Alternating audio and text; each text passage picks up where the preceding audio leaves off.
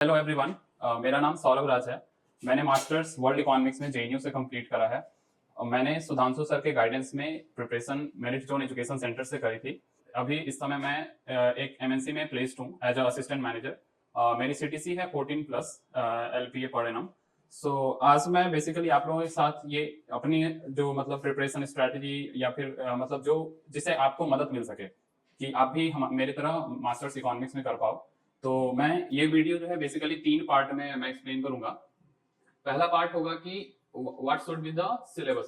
So main focus should be on the syllabus. Student को ये चीज बहुत ही एमए इकोनॉमिक्स में खास करके सिलेबस पे ज्यादा फोकस्ड होना चाहिए, क्योंकि स्टडी मटेरियल्स बहुत जगह पे अवेलेबल हैं, बट फॉर कि आप पिन पॉइंटेड होकर के एक जो पर्टिकुलर सिलेबस है उससे स्टिक रहो। इसलिए मैं जो हूँ एक बुक का एक सीरीज बनाया हूँ मैंने इस वीडियो में। अब सेकंड पार्ट जो है बेसिकली वो है कि जो टॉप कॉलेजेस हैं इंडिया में जो कि एमए इकोनॉमिक्स में प्रिपरेशन करवाती है। थर्ड जो वीडियो का सीरीज होगा वो है कि what should be the career option after doing masters. तो इस तरह से 3 पार्ट में ये वीडियो चलेगा। तो पहला पार्ट स्टार्ट कर रहे हैं हम कि सिलेबस कैसे कवर करना है। तो पीयूटी एग्जाम का पैटर्न हम फॉलो अप करेंगे। मेरिट जोन में इस चीज का एकदम बहुत अच्छे से ध्यान रखा जाता है कि सीयूटी के सिलेबस से स्टिक रहें, ताकि आप जो है प्रिपरेशन में फोकस्ड रहे, ज्यादा आपका इधर उधर ध्यान नहीं जाए। तो स्टार्ट करते हैं। तो सीयूटी का एग्जाम सिलेबस है। तो सीयूटी बेसिकली 10 सेक्शंस में कवर करता है अपने सिलेबस को। इकोनॉमिक्स का जो सिलेबस है, पहला है micro economics. Micro economics basically consumer behaviour, production behaviour and market, ये 3 मेजर पोर्शन है जिसको कि कवर करता है ये माइक्रो इकोनॉमिक्स। माइक्रो इकोनॉमिक्स के लिए आपको सबसे अच्छी बुक जो मुझे लगता है कि हॉलवेरियन और निकोलसन स्नाइडर, ये आपके न्यूमेरिकल पार्ट को सही कर देगा और एप्लीकेशन के लिए भी ये बहुत हेल्पफुल है। और नेक्स्ट है जो कि आपको थ्योरेटिकल कंसेप्ट अगर अपने आप को बिल्ड करना है तो एचएल ओजा is the best book for that. आप अच्छे से इसको कवर अप करो। इसका थ्योरेटिकल पोर्शन आपको लाइन बाय लाइन रीड करना होगा, आप अपने से नोट्स बना सकते हो इस चीज से। और जब ये थ्योरेटिकल अंडरस्टैंडिंग बन जाएगा तब आपको हॉलवेरियन और निकोलसन स्नाइडर के न्यूमेरिकल्स को सॉल्व करने हैं। नेक्स्ट है आपको मैक्रो इकोनॉमिक्स। तो मैक्रो इकोनॉमिक्स बेसिकली क्या है ना कि इसमें आप ज्यादा से ज्यादा आपको रियल वर्ल्ड से आपको कनेक्ट रखना होता है, मतलब इसके कॉन्सेप्ट्स रियल वर्ल्ड में अप्लाई होते हैं। तो इसके लिए जो बुक मैं आपको सजेस्ट करूंगा वो है एमएल झिंगन। एमएल झिंगन आपको हर एक लाइक मैक्रो इकोनॉमिक्स में जैसे ये नेशनल इनकम अकाउंटिंग है या इनकम जो सेकंड टॉपिक है हमारा जो एग्रीगेट डिमांड और एग्रीगेट सप्लाई से रिलेट होता है, इन सबको बहुत अच्छे से कवर अप किए हुए हैं। और सेकंड है money and inflation and consumption and investment function. ये तीनों टॉपिक एमएल झिंगन में बहुत अच्छे से दी हुई है, तो आप एमएल झिंगन की बुक प्रेफर कर सकते हो इस पोर्शन के लिए मैक्रो का। फिर है आपका ओपन इकोनॉमी और ग्रोथ मॉडल्स। ग्रोथ मॉडल्स भी एमएल झिंगन से कवर अप हो जाएगा आपका, क्योंकि उसमें सारे हेरोडामर है, सोलो स्वान है और जो जितने ग्रोथ मॉडल्स हैं वो सारे उसमें दिए हुए हैं। और आप अगर ये चीज को मतलब मैं इसमें मेंशन नहीं करा है मैंने, बट आई विल ट्राई कि यहाँ पे मैं बताऊं कि ये आपको थ्योरेटिकल कॉन्सेप्ट को बिल्ड करेगा ML Jhingan. But macro economics में ये चीज सफिशिएंट नहीं है कि आप सिर्फ थ्योरेटिकल अंडरस्टैंडिंग बना लो। आपको ये चीज बहुत ज्यादा ध्यान रखने की चीज है कि जो हमारा most of the economical concept है ना मैक्रो इकोनॉमिक्स है, वो रियल वर्ल्ड पे अप्लाई होता है। तो रियल वर्ल्ड से अगर आप जोड़ करके इन सारे कॉन्सेप्ट्स को देखोगे तो तभी आप जो है ना मतलब एग्जाम के क्वेश्चन सॉल्व कर पाओगे, क्योंकि न्यूमेरिकल्स उतना भी हार्ड नहीं आता as compare to micro. Micro के न्यूमेरिकल्स के लिए आपको मैथमेटिकल बिल्डअप बहुत अच्छा होना चाहिए उसके लिए। मैक्रो के लिए आपको रियल वर्ल्ड से कनेक्ट करना होगा हर एक थियरी को, तो न्यूमेरिकल आसान हो जाता है। तो थियोरेटिकल कंसेप्ट तो एमएल झिंगन बिल्ड कर देगा, बट अगर आपको इसको रियल वर्ल्ड से कनेक्ट करना है तो 2 बुक्स है जो कि मैं यहाँ पे लिख दे रहा हूँ नाम। पहला है आपको डॉन फिशर। डॉन फिशर अच्छी किताब है ये। इसमें सारे जितने भी लेट्स एग्जांपल देकर के मैं इस तरह से बता सकता हूँ कि 2008 का रिसेशन अगर आया तो 2008 का रिसेशन में जो फेनोमेना हुआ कि हाउसिंग बूम हुआ, तो housing boom is a economical concept, but उसके पीछे की कहानी एमएल झिंगन नहीं कवर करता है। उसके पीछे की कहानी को डॉन फिशर जैसे बुक या फिर आप एन ग्रेगरी मैंकी को आप पढ़ सकते हो। मैंकीवी में बहुत अच्छे से कवर अप है ये। तो ये दोनों बुक जो है ना आपको रियल वर्ल्ड से कनेक्ट करेगी मैक्रो के हर एक कॉन्सेप्ट को। ठीक है। नेक्स्ट टॉपिक है हमारा statistical method in economics. Statistical method in economics जो है एससी गुप्ता में बहुत अच्छे से इन सारे कॉन्सेप्ट को, सारे टॉपिक को कवर अप किया हुआ है। खास करके कोरिलेशन और सैंपल सिंपल रिग्रेशन मॉडल, ये दो पार्ट बहुत अच्छे से दिया हुआ। और ये तो बेसिक है, आपने 11th 12th में भी पढ़ा होगा, या फिर जो जिनका 12th में इकोनॉमिक्स होगा वो उन्होंने भी, ये बहुत अच्छे से कवर अप रहता है। बेसिक्स 11th 12th का एनसीईआरटी में दिया हुआ है, और आप बचपन से भी मीन मीडियन मोड ये सब तो डिस्पर्सन ये सब तो आप पढ़ते ही आए हो, तो इसके लिए ऐसी उतना ज्यादा जरूरत नहीं है उसके लिए। नेक्स्ट टॉपिक है सिलेबस का, वो है mathematical methods in economics. Mathematical methods of economics एक ऐसा टॉपिक है जो कि अगर 11th 12th में आपका मैथ्स होगा तो मोस्टली आपका पहले से ही कवर अप होगा, बट नॉन मैथ्स बैकग्राउंड के अगर स्टूडेंट हुआ तो आपको एक और किताब मैं यहाँ पे बता रहा हूँ, माइकल होई की किताब आती है, बहुत बेसिक से स्टार्ट करती है ये किताब, और हर एक कॉन्सेप्ट को एक तरह से बिल्डअप करने की कोशिश करेगी आपके अंदर। अगर आप ये विदाउट इवन किसी के गाइडेंस के आप बहुत ही बेसिक्स न्यूमेरिकल से लेकर के स्टेप वाइज और उनको कैसे सॉल्व करना है ये भी उसमें दिया हुआ है, तो आप माइकल होई प्रेफर करो इसके लिए। सारा ये आप देख सकते हो 12th का बेसिक्स है, बट एक फॉर नॉन मैथ्स बैकग्राउंड वाले स्टूडेंट के लिए इन सब टॉपिक्स को माइकल होई ने बहुत ही सिंपल भाषाओं में बहुत अच्छे से उसको एक्सप्लेन करा है उसमें। नेक्स्ट हमारा आता है जो कि मेजर पोर्शन है सीयूईटी के एग्जाम का, वो है इंडियन इकोनॉमी। इंडियन इकोनॉमी आप इस तरह से कर सकते हो कि दो पार्ट में बेसिकली इंडियन इकोनॉमी को रख सकते हो। पहला तो कि मतलब कह सकते हो आप historical aspects of our economy, historical aspects of our economy, तो इसके लिए एक अलग बुक है, और एक current aspects of our economy. तो दो पार्ट में आप इसको पढ़ सकते हो, इंडियन इकोनॉमी के सिलेबस को या कवर अप कर सकते हो। इसके लिए आपको वन एंड ओनली, इसको बाइबल कहते हैं इंडियन इकोनॉमी का, ये है उमा कपिला, ठीक है। और दूसरे के लिए आप इकोनॉमिक सर्वे एटलीस्ट 2 साल का जो है कम से कम कवर अप कर जाओ एक एक टॉपिक को, क्योंकि इकोनॉमिक सर्वे एक तरह से आपको जो है ना इंडियन इकोनॉमी ही नहीं, इकोनॉमिक्स के लगभग मैक्रो इकोनॉमिक्स के कॉन्सेप्ट को कवर अप कर देती है। और उमा कपिला आपको ये फर्स्ट वाले एस्पेक्ट को पूरी तरह से कवर अप करेगी।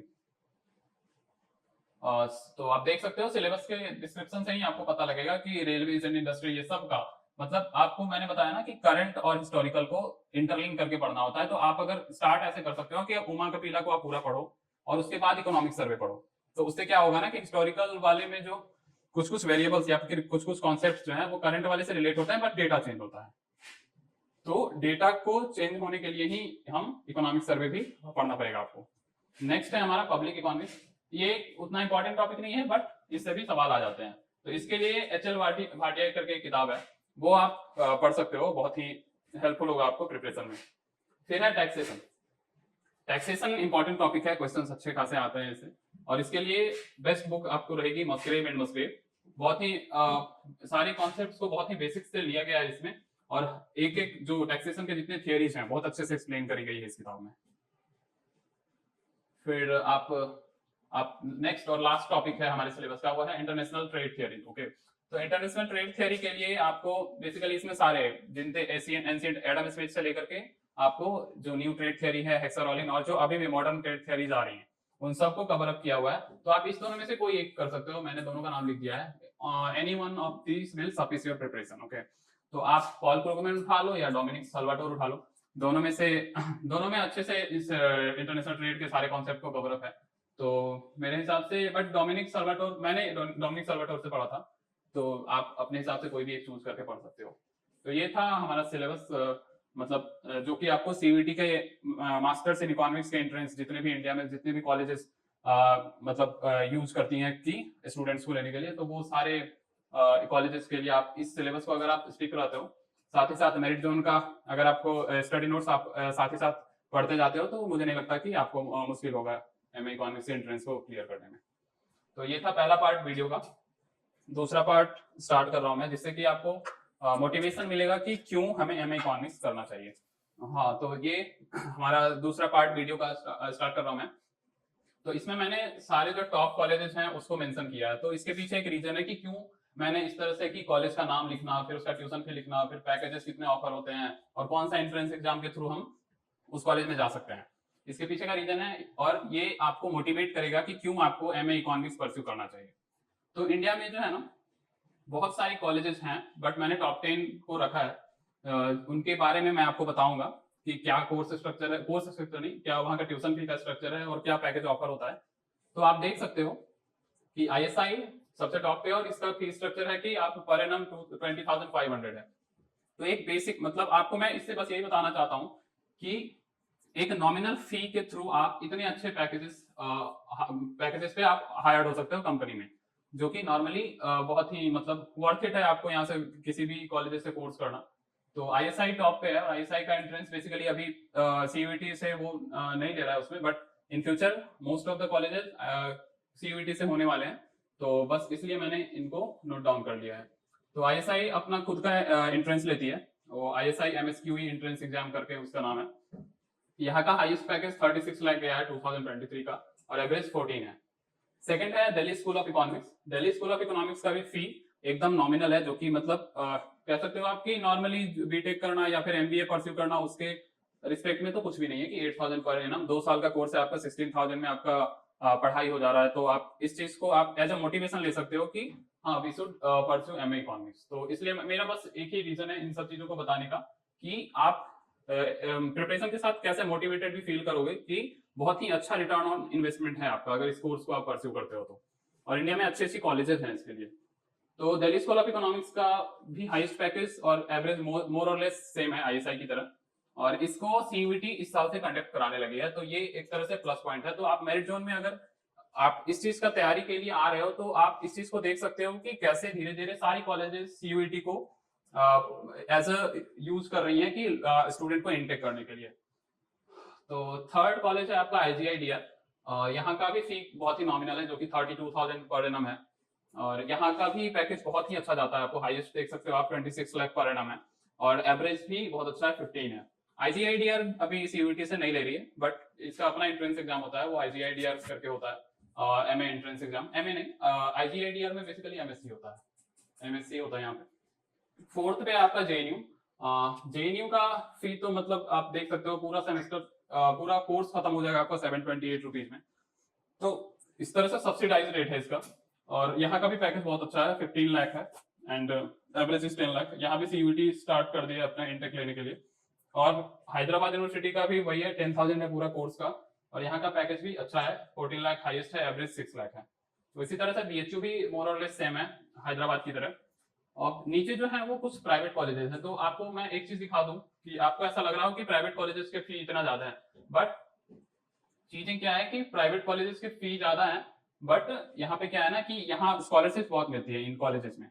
ये थोड़ा मिस्टेक हो गया यहाँ पे, ये 10,000 नहीं है, ये 3 लाख पर एनम है, 3 लाख पर एनम है, ये मिस्टेक है। 3 लाख पर एनम है मद्रास स्कूल ऑफ इकोनॉमिक्स का। बट इन कॉलेजेस का क्राइटेरिया क्या होता है ना कि इनका फी बहुत ज्यादा दिखने में लगता है, बट यहाँ पे स्टूडेंट्स, जैसे आपको शिवनादर का मैं बता दूं, शिवनादर में आपका अगर 2 लाख फी लग रहा है तो उस पर आपको 75% स्कॉलरशिप मिल जाता है।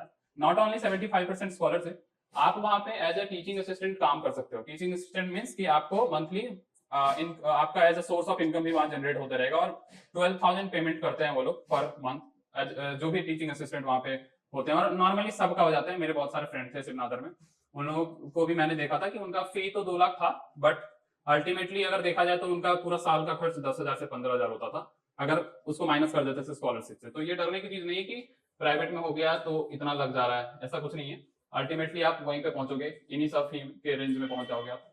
और इनका पैकेज भी बहुत अच्छा है, आप यहाँ पे देख सकते हो कि ये 2023 का डेटा है। 2023 में आप इस तरह से पैकेजेस यहाँ पे, वहाँ के प्लेसमेंट सेल से मैंने बात करी और उनसे ही ये डेटा लेने की कोशिश की, क्योंकि ऑलमोस्ट हर एक इंस्टीट्यूट में मेरे कोई ना कोई कॉलेग या मेरे फ्रेंड्स हैं, तो उनके थ्रू मैंने ये डेटा जनरेट करा है आप लोगों के लिए। तो बस मैं अल्टीमेटली मेरा ये मोटिव है इस स्लाइड को इस टॉपिक को लेने का कि एमए इकोनॉमिक्स एक बहुत ही वर्थ इट कोर्स है, या वर्थ इट आपके फ्यूचर के लिए बहुत सही है। आपको अच्छे पैकेजेस पे हायरिंग होती है आपकी कंपनीज में, तो आपको इस चीज को सोचना चाहिए कि ये जो हमारा कोर्स है एमए इकोनॉमिक्स का, ये आपको परस्यू करना चाहिए। मोस्टली जगह एमए इकोनॉमिक्स है, कुछ कुछ जगह पे एमएससी इन इकोनॉमिक्स करके है, बट मोर और लेस सिलेबस सेम ही है सब जगह का, क्योंकि अल्टीमेटली अगर आपको कॉर्पोरेट में जाना है तो आपको अप्लाइड इकोनॉमिक्स पढ़ना पड़ेगा। तो अगर एमए इकोनॉमिक्स करके भी है तो वो अपने कोर्स करिकुलम में, पेडागोगी में वो रखते हैं इस चीज को कि अप्लाइड वाला पोर्शन भी उनका होता है हर सेमेस्टर में। तो इस चीज से घबराने की जरूरत नहीं है कि एमए है और कई जगह एमएससी इकोनॉमिक्स है तो डिफरेंट होगा कोर्स स्ट्रक्चर, ऐसा कुछ नहीं है, बस नाम का फर्क है, बट सिलेबस बहुत ही हद तक सेम है सब जगहों का।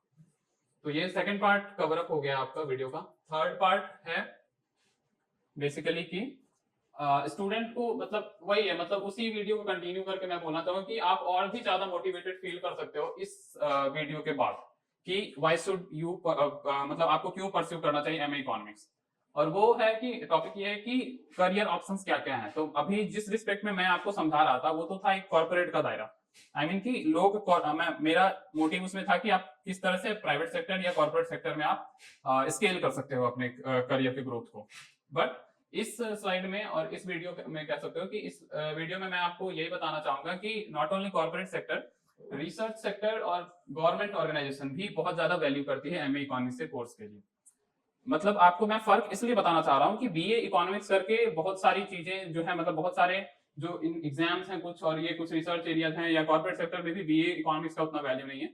एमए इकोनॉमिक्स करने के बाद आपका वैल्यू बहुत बढ़ जाता है।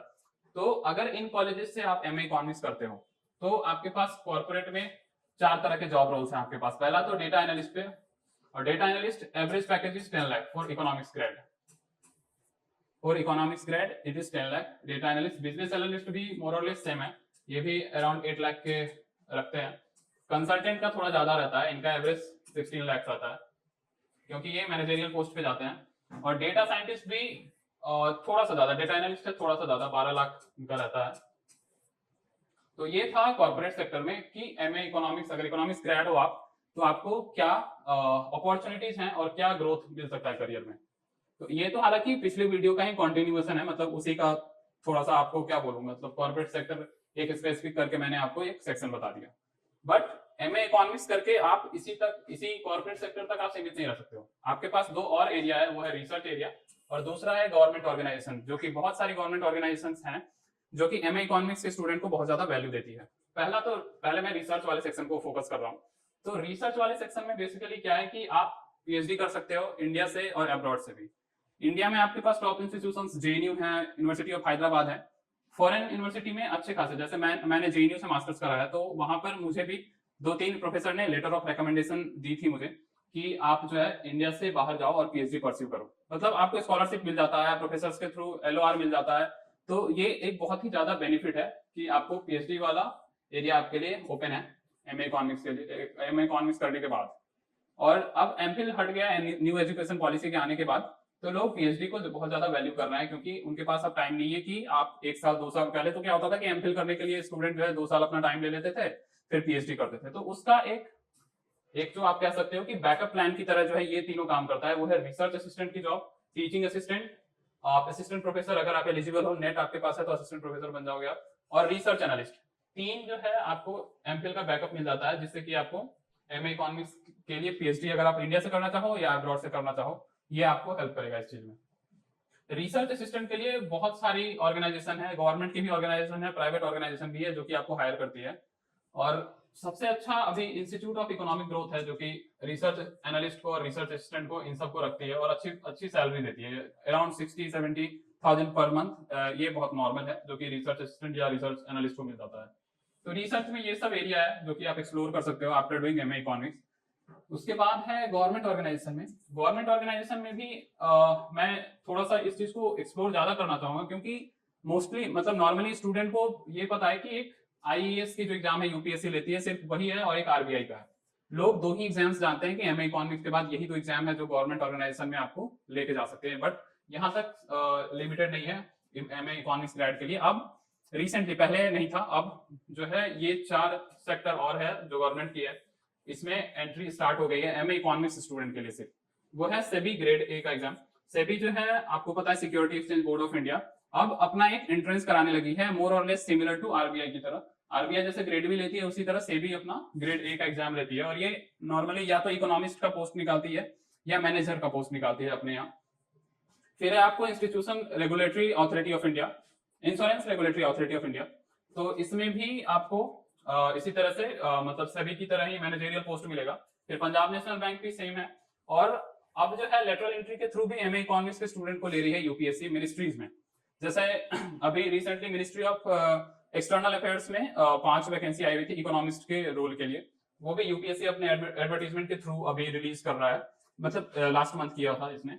मैंने इन सब चीजों को देखा था और मेरा ये चीज बताने का एक और रीजन है कि आप अगर सोच रहे हो कि गवर्नमेंट बॉडी में जाने के लिए तो आप इस चीज के लिए ये रहो कि अगर आप एमए इकोनॉमिक्स के एंट्रेंस का तैयारी आप अच्छे से करते हो, खास करके जो अब सीयूईटी के आने से जो ये 3 चीज की रीजनिंग पार्ट, फिर आपको क्वांटिटेटिव एप्टीट्यूड और फिर आपको एक इंग्लिश का जो अवेयरनेस का जो 3-4 टॉपिक है, वो अगर आपका बढ़िया से कवर रखा है तो आप जो है इनका जो ये सेबी, आईआरडीएआई, पीएनबी जो या आरबीआई का जनरल एग्जाम है उसमें बहुत हेल्प मिल जाएगा, क्योंकि एक पेपर जो है मेजर पार्ट को कवर करता है इन सारे टॉपिक्स को।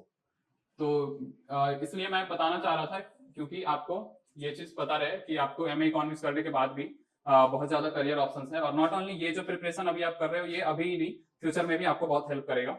और मेरिट जोन में बहुत अच्छे से इस पार्ट को ध्यान दिया जाता है। डोमेन सब्जेक्ट भी बहुत सारे हैं, बट ये वाला पार्ट जो है आपको मेरिट जोन में स्पेशली इसके लिए बहुत सारे क्लासेस लगती हैं, और बहुत ही स्टीम्ड फैकल्टी है यहाँ की जो कि इस पार्ट पे काम कर रही है। तो आप खुद से देखो कि आपके करियर के ग्रोथ के लिए कितना सही है आप जो मैंने एक्सप्लेन कराया है पूरा। तो आप इस चीज को करोगे तो निश्चित ही आपको एमए इकोनॉमिक्स का एंट्रेंस भी बहुत अच्छे से हो जाएगा और आपके करियर का ग्रोथ भी बहुत